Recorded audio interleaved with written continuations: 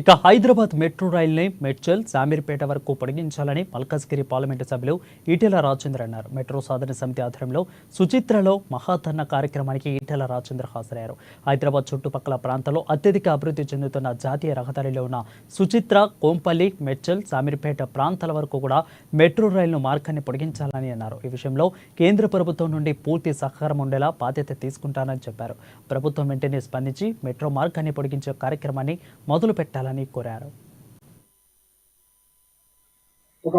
ఒక హైదరాబాద్ కి ఉత్తరంగా ఉత్తర తెలంగాణ జిల్లాలు విస్తరించి ఉంటాయి.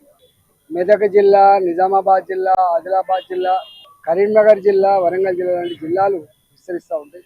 ఈ హైదరాబాద్ ఎక్కువ విస్తరించే ప్రాంతం కూడా మేడ్చల్ వైపు, అదేవిధంగా శామీర్పేట వైపు, ఉప్పల్ వైపు చాలా శీఘ్రంగా విస్తరిస్తూ ఉంది. ఇక్కడ ఆల్రెడీ కేంద్ర ప్రభుత్వ పరిధిలో ఉన్నటువంటి ఈ భూములన్నీ కూడా, రక్షణ రంగంలో ఉన్నటువంటి భూములన్నీ కూడా రోడ్ల కోసం గతంలో ఎన్నోసార్లు విజ్ఞప్తి చేసినా ఇవ్వలేకపోయింది.